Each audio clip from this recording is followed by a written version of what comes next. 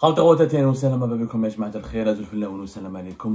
que vous allez bien, j'espère que vous vous portez bien. La situation est extrêmement préoccupante, pour ne pas dire très dangereuse en Algérie sur le plan économique et financier, à cause de cet effondrement du dinar qui vient de franchir un cap historique, 1 euro à 262 dinars sur le marché informel, sur les squares, dans les squares, là où la règle de la demande et de l'offre est scrupuleusement respectée. La demande sur les devises a battu un record, a franchi un seuil historique, elle a battu un record historique, alors que le dinar, la demande sur le dinar algérien est en train de s'effondrer petit à petit, voire de façon très brutale. Le dinar algérien est en dégringolade depuis 4-5 ans et ça ne s'arrête pas, et ça illustre malheureusement une fragilité économique algérienne qui peut mener le pays vers un crash économique, et c'est très très sérieux ce qui est en train de se passer. C'est vraiment grave et inquiétant. Vous devez nous suivre, vous devez nous écouter. La situation est inquiétante. Pour comprendre un petit peu ce qui se passe, regardons, on va faire une courbe. Regardons comment le dinar est en train de descendre, de dégringoler, de chuter, de s'effondrer depuis 2019. Depuis la crise politique, depuis les élections présidentielles de décembre 2019 et la victoire de Majid Tebboune au pouvoir et l'instauration du régime Tebboune, le dinar chute de façon incessante, inarrêtable, ce qui démontre que le pays va mal. Un pays dont la monnaie ne cesse de chuter, ne cesse de se dégringoler sans faire preuve de stabilité, cela signifie que ce pays est fragile face au choc extérieur, est fragile face à des dérèglements intérieurs, et qu'il risque de subir des faillites ou des grandes périodes d'instabilité. Et nous allons illustrer ce risque avec des pays qui l'ont déjà vécu.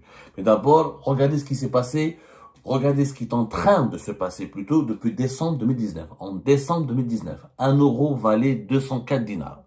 Dans le marché parallèle, qui est encore une fois, on va parler du marché officiel dans un petit moment, mais comprenez ce qui s'est passé dans le marché parallèle, qui est une véritable bourse, puisque les gens dans le marché parallèle, il n'y a rien qui est fixé à l'avance, tout est obéi à la règle de l'offre et de la demande. Décembre 2019, 1 euro valait 204 dinars. Août 2021, 1 euro s'est changé à 214 dinars. Fin septembre 2022, 1 euro s'est changé à 227 dinars. Septembre 2024, 1 euro s'échangeait à 244 dinars. Mai 2025, 1 euro s'échange à plus de 260 dinars, entre 261 et 262. C'est tout simplement inquiétant, alarmant. Il n'y a pas eu pourquoi c'est dangereux pour l'Algérie et pourquoi l'Algérie est en danger. Si la monnaie algérienne connaissait des petites périodes d'effondrement, ensuite elle se stabilisait, c'est pas grave. Mais là, on remarque de décembre 2019 jusqu'à mai 2025 que la situation ne s'arrête pas, la chute ne s'arrête pas, l'effondrement ne s'arrête pas. Et à ce rythme-là, en 2026 et en 2027, le dinar va encore chuter pour dépasser la barre des 300 dinars.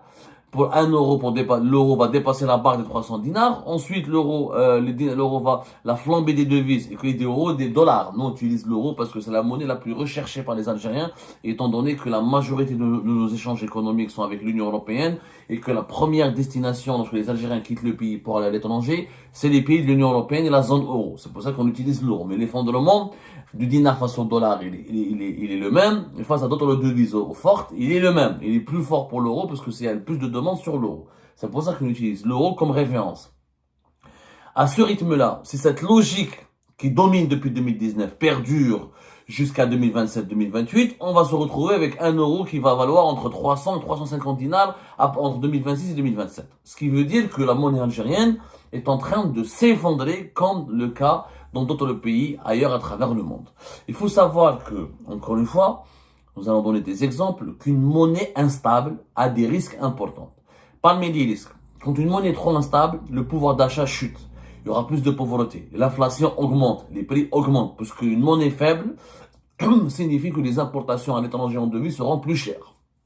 Donc, ça signifie quoi? Ça signifie que tous les produits importés vont coûter beaucoup plus cher, et donc il y aura une chute du pouvoir d'achat, une augmentation de l'inflation. Une monnaie très faible et instable et qui s'effondre tout le temps, ça veut dire que des entreprises qui n'arrivent pas à produire, qui n'arrivent pas à travailler, des entreprises qui n'arrivent pas à investir, des entreprises qui n'arrivent plus à créer des emplois, Parce que quand une monnaie est trop instable, ça va jouer sur leur marge bénéficiaire, sur la valeur de leurs investissements. Et les gens, en réalité, tous les investisseurs nationaux ou étrangers, dans un pays où la monnaie est trop instable, elle s'effondre beaucoup, ils n'investissent plus, ils retirent leurs investissements, ils achètent des devises fortes pour sécuriser leur argent. Du coup, moins d'investissement, moins de production, moins de création d'emplois, plus de chômage, plus de misère sociale, plus d'inflation. Donc, c'est la porte ouverte à toutes les dérives. Commerce extérieur perturbé, production nationale, économie nationale perturbée, stabilité sociale perturbée, la dette publique, parce que les États, généralement, pour faire face à l'inflation et à la faiblesse de leur monnaie, ils sont obligés de ou s'endetter à l'étranger. L'Algérie ne veut pas s'endetter, mais elle s'endette en interne. Elle ne s'endette pas en externe plutôt, mais elle s'endette en interne. C'est-à-dire, elle fait marcher la planche à billets, elle fabrique encore plus de dinars pour combler la perte de la valeur du dinar et pour combler les déficits budgétaires occasionnés par cette perte de la valeur du dinar. Ce qui fait qu'on va imprimer encore plus d'argent, donc on va augmenter la dette publique, on va augmenter les dépenses publiques et on va aggraver par ce mécanisme la perte de la valeur du dinar. Donc tout sera déréglé. Qu'est-ce qui va se passer? Il risque de se passer ce qui s'est passé au Venezuela, au Zimbabwe. Le Venezuela, le Zimbabwe, c'est les cas les plus graves, c'est des cas de faillite. Les États ont été tout en faillite. Le Venezuela a été sous sanction internationale, notamment sous sanction américaine. Le Zimbabwe, c'était une politique trop dépensière de l'État central et l'effondrement de 500% pratiquement de la valeur de ce pays-là. Donc c'est un pays en faillite. Ça, c'est des cas graves. Ça, c'est des cas graves. Durant les années 2000, on les a connus. Le Zimbabwe et le Venezuela, c'était les cas les plus graves. Il y a des cas moins graves, mais qui sont, on va dire, c'est pas des cas de faillite, mais c'est des cas d'instabilité et des cas de déstabilisation du pays. Récemment, la Turquie, par exemple. L'effondrement de la lire de la Turquie, pratiquement, certains experts estiment que ça s'est effondré jusqu'à même 80% de 2022 à 2024. Plus de chômage, plus de misère sociale, des situations politiques internes extrêmement dangereuses. Plus grave que la Turquie, l'Égypte, quand la livre égyptienne, quand la monnaie égyptienne, elle s'est effondrée de façon de 50% pratiquement. Donc, il y a eu plus de chômage, plus d'instabilité, il y a eu une forte des mouvements de contestation, l'Égypte a organisé des élections présidentielles anticipées, il y a eu plus de répression, l'inflation elle a battu des records, etc. Ça a été fortement perturbé. Le Nigeria, qui a connu en 2023 la même chose, un effondrement de sa monnaie, ça a déstabilisé le pays, alors qu'il était parmi la première puissance économique du continent africain. Le Nigeria a dégringolé au 4e rang des puissances économiques africaines. Et ça a causé, il y a eu des émeutes, il y a eu des protestations, il y a eu des problèmes il y a eu comment on appelle ça, il y a eu des mouvements de manifestation populaires, il y a eu une forte instabilité. Il y a des cas encore plus graves. Le Liban, quand la monnaie s'est totalement effondrée, ça c'est des cas de faillite. Le Liban, c'est un cas de faillite. L'Égypte, c'est pas un cas de faillite, parce que le pays continue à payer sa dette. Le Nigeria, c'est pas un cas de faillite. Le Nigeria, il a de l'argent. La Turquie, c'est pas un cas de faillite. C'est des cas de mauvaise gestion qui ont provoqué, dans l'effondrement de leur monnaie récemment, ont provoqué beaucoup de pauvreté, beaucoup de pénuries, des inflations incontrôlables à 2 chiffres, des pertes d'emploi, augmentation, explosion du chômage, des crises politiques internes, comme au Nigeria par exemple, ou là un peu en Turquie comme un peu en Égypte. Tout un pays est menacé quand la monnaie est déréglée, quand une monnaie elle est instable, elle est en cours d'effondrement. Comme c'est l'Algérie, elle n'est pas très différente du Nigeria et de l'Égypte. Ça peut prendre encore de l'ampleur dans les années à venir. Pour le moment, on arrive à éviter ce genre de scénario de l'Égypte et du Nigeria parce que l'État algérien a encore des réserves de change. Qu'il utilise pour essayer de défendre le dinar. Sauf que là, on va aller sur le taux de change officiel. Nous avons remarqué que même la Banque d'Algérie, que même l'État algérien est en train de lâcher le dinar. Il ne peut plus subventionner le dinar. Pourquoi il n'arrive plus à le subventionner? Parce que les revenus de l'État algérien sont en train de baisser énormément depuis notamment le mois d'avril 2025 à cause de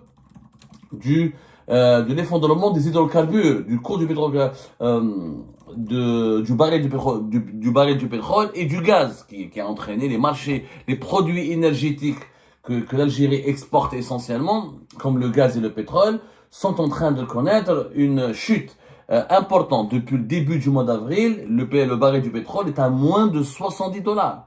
Nous sommes aujourd'hui à 64. Il y a une baisse importante depuis le début de l'année. Le prix du baril du pétrole a baissé de 14%, de 47% en 3 ans et de 23% en une année. Ce qui a impacté le gaz et les autres produits énergétiques, le charbon. Dans le panier des produits énergétiques, le pétrole, c'est le roi. Quand les prix du baril du pétrole chutent, tous les autres produits, les autres ressources énergétiques qui sont vendues sur les marchés internationaux, ça chute. Et quand on regarde, quand on compare l'évolution des prix des hydrocarbures, notamment du pétrole, et l'évolution du dinar, du taux de change officiel. Alors en Algérie, nous avons le taux de change, je rappelle, le square, mais nous avons le taux de change officiel, qui est la valeur fixée par la Banque d'Algérie, qui est une valeur qui n'obéit pas à la règle de l'offre et de la demande. Ce n'est pas une valeur économique, c'est une valeur politique, administrative. L'État algérien décide lui-même de son propre gré, selon ses propres études, selon ses propres besoins, selon ses propres agendas, selon ses propres priorités, quelle est la valeur du dinar. Le taux de change officiel, c'est l'État qui dit, pour moi, un dinar va en dollars, un dinar vaut celui-là en euros. Alors, par rapport à l'euro, le dinar, sur le marché, le dinar officiel, le taux de change officiel est en baisse de plus de 6%, 6,1% depuis le 1er janvier 2025. En 3 mois, le dinar a reculé sur le taux de change officiel de 6,3% en 3 mois et en 6 mois de 5,9%. Et depuis ces 5 dernières années, le dinar a perdu 5,1% sur le taux de change officiel. Donc même l'État algérien, ça veut dire qu'il est en train de dévaluer le dinar. Il n'a pas cessé de dévaluer le dinar. Alors cette semaine par exemple, il essaye à chaque fois, la Banque d'Algérie, elle essaye de maintenir, de subventionner, parce que le taux de change officiel, ça veut dire quoi? Ça veut dire que le dinar, il est subventionné. C'est que l'État qui décide pour maintenir. Alors sur le taux de change officiel, c'est quoi? C'est 1 euro, il vaut 149 dinars. Et sur le taux de change parallèle, 1 euro vaut 262, 261 dinars. Regardez la différence. La différence, elle est pratiquement de plus de 110 dinars. La différence entre les deux, c'est l'État algérien qui la subventionne. Ça veut dire que l'État, il décide lui-même de subventionner la monnaie. Il met ce qu'on appelle un taux de change officiel qui est artificiel, qui ne correspond pas vraiment à la réalité économique du pays. Parce que la valeur de la monnaie, c'est quoi? Combien de personnes la demandent et combien de personnes l'utilisent pour dépenser, pour l'échanger contre des devises. C'est ça la valeur, la véritable valeur de la monnaie. Donc le taux de change officiel ne correspond pas et n'illustre pas la véritable valeur du dinar. Donc cette semaine, on a vu une augmentation de pratiquement, on a vu des réactions de la Banque d'Algérie. 0,18, 0,9%, la Banque d'Algérie essaie de subventionner le dinar, essaie de maintenir un taux de change qui est surévalué pour éviter l'effondrement de la monnaie, pour donner l'impression que le dinar ne s'effondre pas. Or, c'est une tentative désespérée, mais à chaque fois, il faut savoir une chose, que plus on maintient le dinar fort au niveau du taux de change officiel, ça nous coûte de l'argent à l'Algérie, ça coûte de l'argent. Qu'est-ce qui se passe? Les réserves de change baissent. Comment défendre une monnaie? Il faut savoir les choses. Les Algériens, on leur explique pas cette réalité. Les Algériens croient que le dinar, comme ça, il est fixé selon des théories abstraites. Il n'y a rien d'abstrait. Tout est en économie, tout est concret et tout est palpable et tout concerne et tout touche à l'argent et aux finances d'un pays. Pour que lorsque une monnaie, elle est faible, elle est en cours d'effondrement, ou elle est attaquée par les investisseurs. C'est-à-dire quand les gens, ils veulent se débarrasser, les investisseurs, les gens qui ont de l'argent, ils veulent se débarrasser de cette monnaie pour acheter des devises, notamment l'euro et le dollar, pour ne plus garder cette monnaie parce qu'elle est en train de s'effondrer, elle est faible, elle ne les intéresse plus. L'État, qu'est-ce qu'il fait? Il utilise ses réserves de devises fortes et de l'or. Plus un État il a des réserves de change et des réserves en or, plus sa monnaie est protégée. Parce que pourquoi? Les investisseurs, ils vont se dire, c'est un État riche, il a de la monnaie, il a des dollars, il a des devises, donc le pays il est stable. Au cas de crise, il peut utiliser ses réserves pour maintenir la sécurité et la stabilité du pays. Sauf que, pour maintenir une monnaie stable, il faut dépenser de ses réserves. Les réserves de change de l'Algérie étaient censées atteindre les 72 milliards de dollars à la fin de l'année 2024. Or, Si la Banque d'Algérie, en avril 2025, elle décide de soutenir le dinar algérien, ça veut dire qu'on va dépenser nos réserves. Donc nos réserves ont baissé au-dessous de 70 milliards de dollars. Et à ce rythme-là, plus on s'acharne à défendre la valeur du dinar sur le taux de change officiel et à essayer de se protéger contre toute dévaluation précipitée, dévaluation violente et hâtive, ça veut dire qu'on va baisser, nos réserves de change vont continuer de baisser. C'est inévitable. De toute façon, on ne gagne pas assez de devises. Le baril du pétrole a chuté, le prix du gaz commence à chuter, etc. Donc, on aura des problèmes avec les réserves de change à ce rythme-là d'ici 2027 ou la 2028. C'est les paramètres économiques et les politiques économiques ne changent pas. L'Algérie gagnera de moins en moins de devises. Elle ne pourra plus alimenter ses réserves de devises, ses réserves de change. Il ne restera que les réserves d'or. Sauf que si on épuise nos réserves de change et nos réserves d'or, d'ici 2028, on n'aura plus de matelas de sécurité. Et là, on risque d'être en faillite. Là, on risque le scénario, pas de l'Égypte, du Nigeria ou de la Turquie. On risque le scénario du Venezuela, c'est-à-dire un État presque en faillite. Il n'a plus assez d'argent en devises pour couvrir ses besoins et pour assurer sa stabilité. Et ça, c'est extrêmement dangereux, Ajma. C'est vraiment extrêmement dangereux. En réalité, aujourd'hui, Tebboune doit changer de politique. Il doit absolument changer de politique en extrême urgence. Qu'est-ce qu'il faut faire pour éviter un crash économique? Le crash, il est là. Le début du crash, il est là. Avec une monnaie qui s'effondre sans cesse, le crash, il est là. Pourquoi le crash, il est là? L'Algérie gagne de moins en moins de devises.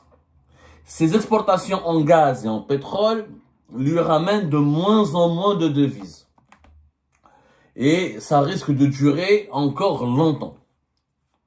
Puisque la configuration économique mondiale, avec l'arrivée de Donald Trump, les nouvelles politiques économiques utilisées par Donald Trump, l'Union européenne, la Chine, la demande sur le pétrole va baisser, il y aura de plus en plus de production. La même chose, il y aura de plus en plus de production de gaz dans plusieurs pays, l'essor des énergies renouvelables, l'essor des voitures électriques, l'essor de la mutation technologique, la demande sur les hydrocarbures va baisser et l'Algérie est confrontée à une grande concurrence sur le marché mondial. Donc les revenus de nos exportations en devises vont de plus en plus baisser. À moins que on découvre de nouvelles réserves de gaz et qu'on double notre production de gaz, et c'est pas évident parce qu'il faut des investissements énormes et il faudra aller certainement sur le gaz de schiste, ce qui nécessite des investissements de plusieurs centaines de milliards de dollars. Et on les a pas encore et personne ne les a donnés encore, on a voulu les mettre dans le pays. Donc, avec de moins en moins de recettes, avec de plus en plus de dépenses de l'État, avec une inflation qui ne s'arrête pas depuis 2020, et avec un effondrement du dinar algérien qui ne s'arrête pas depuis décembre 2019 et début 2020, et avec une économie toujours dominée par les hydrocarbures, dépendante, avec très peu d'industrie, très peu de production nationale, tous les paramètres sont réunis pour un crash. Un crash économique, ça veut dire quoi? Ça veut dire une inflation qui va exploser davantage, ça veut dire un effondrement du pouvoir d'achat, trop de chômage, beaucoup d'appauvrissement et une monnaie qui va s'effondrer encore de plus en plus avec un écart énorme entre le taux de change officiel et le taux de change parallèle réel. Donc, il va y avoir une situation qui va échapper qui sera incontrôlable. Un État trop dépensier, trop de dinars, pas assez de devises, pas assez de revenus en devises pour couvrir les importations, pour assurer les besoins du pays, et on aura de plus en plus de chômage, de plus en plus de misère sociale, de plus en plus de pauvreté, ce qui peut créer des foyers de tension, des foyers de colère populaire, des foyers d'émeutes, et surtout une insécurité nationale, puisque le pays va être déstabilisé, nos réserves de change pourraient baisser significativement à partir de 2026 et 2027. Nos réserves d'or, on ne pourra pas les utiliser énormément parce que c'est un matelas de sécurité. Et même si on les utilise, ça va s'épuiser rapidement parce qu'on n'est pas un pays de 4 ou de 5 millions d'habitants. On a une croissance démographique importante. On va atteindre, fin 2025, on sera 40 millions d'habitants. Début 2029, on sera déjà à 50 millions d'habitants. Vous vous rendez compte? Avec 50 millions d'habitants, c'est pas des réserves d'or et un peu de réserves de change qui vont nous sauver. Il nous faut une croissance économique, une dynamique économique. Si on ne les a pas, si on continue cette politique avec un effondrement continu du dinar, avec une très mauvaise politique, avec un État trop dépensier, trop dépensier, avec des réserves d'échange qui s'épuisent pour soutenir artificiellement la valeur du dinar, on va aller vers le crash économique. Est-ce qu'on peut l'éviter? On peut l'éviter à condition de changer de politique. Comment changer de politique? L'État algérien doit changer totalement de politique. Il doit arrêter de dépenser de l'argent. Donc, pour les administrations, pour l'armée, pour le Moudjahidine, pour la police, il faut investir dans l'économie. Il faut industrialiser le pays, industrialiser le pays, industrialiser le pays. Encore une fois, il faut créer des entreprises, financer les entreprises, relancer la bourse, créer des banques privées. Il faut il faut donner la possibilité pour que les entreprises puissent travailler, puissent créer de la richesse au lieu de donner tout notre argent à un État déficitaire. Le déficit cette année va dépasser le déficit budgétaire de l'Algérie va dépasser cette année les 60 milliards de dollars. C'est extrêmement dangereux. En 2027, en 2026, en 2028, il va encore atteindre des records. Donc, pour changer de politique, il faut aller moins de dépenses pour l'État, plus de dépenses pour l'économie. Il faut peut-être changer la monnaie du dinar. Il faudra revoir à zéro. Peut-être utiliser une monnaie convertible. Il faut arrêter, revoir la réglementation sur le contrôle sur l'échange. Il faut peut-être plus de flexibilité. Éventuellement recourir à l'endettement extérieur pour financer des projets de développement importants de la pétrochimie, de l'agriculture, dans les mines. C'est inévitable. C'est inévitable. À un moment donné, nos réserves de change, c'est rien, 60 milliards de dollars. C'est rien. Pour un pays de presque 50 millions d'habitants, 60 à 70 milliards de dollars, c'est pas beaucoup de choses. C'est vraiment pas beaucoup de choses. Donc, à un moment donné, on aura besoin d'endettement, d'aller à l'étranger, de prendre des bailleurs de fonds internationaux et de soutenir des politiques industrielles, des nouveaux projets structurants, dans des filiales. Aller dans les énergies renouvelables, l'industrie mécanique et électronique, développer la recherche scientifique. Si on ne fait pas ça, on va vers le crash. C'est inévitable. Mais vraiment inévitable. Il y en a un chauffe au faire. On voit le danger arriver, on est sur un bateau, l'iceberg arrive, personne ne veut l'éviter. Alors tu abordes un véhicule, tu roules à toute vitesse, tu as une vitesse, la vitesse elle ne cesse de... Tu accélères la vitesse, le mur s'approche, tu vas foncer sur le mur, l'accident est inévitable. Le crash, il est inévitable. Il faut maintenant, pour limiter les dégâts, ou pour essayer que le crash soit le moins douloureux possible, et peut-être même l'éviter à un moment donné, si on arrive à créer un miracle économique. L'Algérie, elle a les atouts d'un miracle économique, mais à condition qu'on change de politique. Et de la politique actuelle, répression, où il y a trop de contrôle sur le commerce extérieur. Répression, trop de contrôle sur les entreprises. Trop de dépenses pour l'État. Trop de budget pour l'État. Trop d'argent pour les institutions de l'État et pour les services de sécurité. Et pas assez pour les entreprises, pour les investissements économiques. Quand on n'attire pas les investisseurs étrangers, à partir du moment où on n'attire pas assez les investisseurs étrangers, on manque d'argent pour développer notre pays. On se dirige vers un mur. Il faut changer. L'inflation, il faut la réguler. Plus l'inflation continue, plus le dinar va chuter. Et pour que l'inflation ne continue pas, il faut où on importe, pour réguler, on libère les importations tout en augmentant le niveau de notre production. Pour augmenter le niveau de notre production, il faut des investissements directs. Majoritairement des investissements directs étrangers ou que l'État se désengage dans plusieurs secteurs régaliens pour aller investir dans la production économique. Si on ne le fait pas maintenant, avant qu'on approche la barre des 50 millions d'habitants, parce que dès qu'on approche la barre des 50 millions d'habitants dans les 2-3 années à venir, on aura des besoins encore plus importants, avec une capacité plus faible d'avoir des ressources en devises, et avec une monnaie qui va s'effondrer encore davantage, et avec une dette publique encore immense, avec plus de chômage, moins de production nationale. On court vers un crash on pourra être comme l'Égypte, comme le Nigeria, ça c'est dans le meilleur des cas, mais on peut être aussi comme dans le pire des cas, comme le Zimbabwe et le Venezuela à moyen terme. Et là, c'est la sécurité du pays elle-même qui sera compromise. Donc moi je dis bien, Tebboune, l'histoire va t'observer, l'histoire va te juger, l'histoire va te demander des comptes, et le tribunal de l'histoire, il est extrêmement sévère. Change de politique maintenant, avant que ce soit trop tard.